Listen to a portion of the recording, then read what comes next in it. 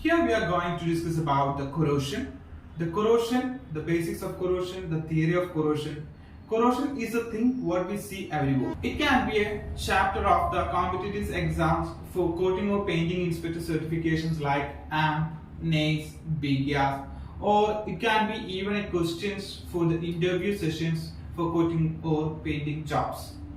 So corrosion is defined as the deterioration of a substance, usually a metal or its properties, because of its reaction with the environment. It is clearly mentioned on this sentence. It is defined as this one.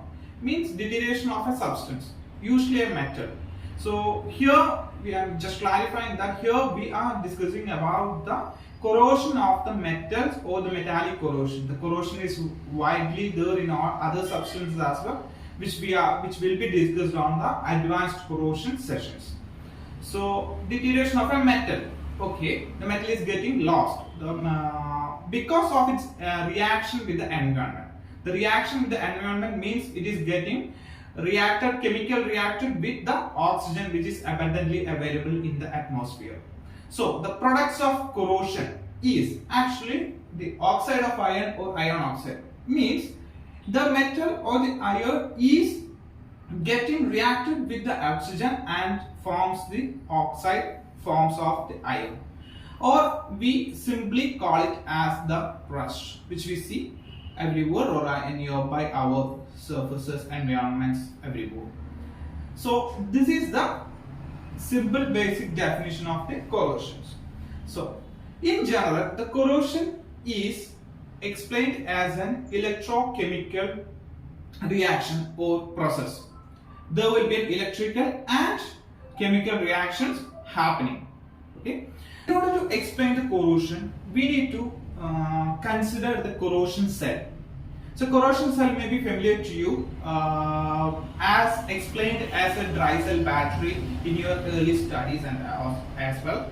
So the corrosion cell consists of 4 elements, mainly the cathode, anode, metallic pathway and electrolyte.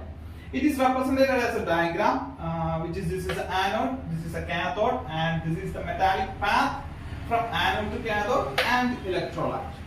So it is simple that if these 4 elements are there or they are combined, the corrosion will occur. And if any one of these items are restricted or avoided or controlled, we can control the corrosion, right? So it is simply that if you need to control corrosion, okay, you just need to take the necessary measures to restrict or avoid any of these elements. So anyway, it is clear that we can only control the corrosions. We cannot completely stop the corrosion. We cannot. Okay, only we can control. These controlling measures are done by using the coating or painting or the cathodic protection or even further technologies beyond that. So we can control the corrosions. So if we are going to this corrosion cell, we said already that there are 4 elements. The first one is the anode. It is simple that the corrosion or the metal loss or the deterioration happens at the anode. So if there is a substance is there, it acts as an anode. It will get corroded. Means the oxidation reaction is happening on the anode. So the cathode is there, which is directly opposite to this anode. If the anode is getting deteriorated, the cathode is the opposite one, which is getting protected. So if we need an item to get protected, so just do the needful arrangements for that item to get or act as a cathode, or place an item as an anode near to this cathode, so the anode will deteriorate or the metal it will lose and the cathode will be got protected. So in the cathode, the reduction process will take place. So here the anode and cathode is there. Always the electrons or the metal losses from the anode. The electrons travels from the anode to the cathode. Means from here it deteriorates and goes to the cathode. So that is what the metallic pathway, or else we call it as return path, in which the electrons flow from the anode to the cathode. This always happens from anode to cathode only. The fourth element is the electrolyte. It's a medium which contains ionic current. In the anode and cathode there are ionic currents or ions called as anions and cations. These travels to this electrolyte.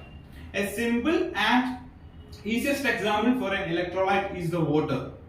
We know that if there is a water presence or the moisture presence is above any of the steel or iron or the metal, the chances or the probability of the corrosion is of higher side.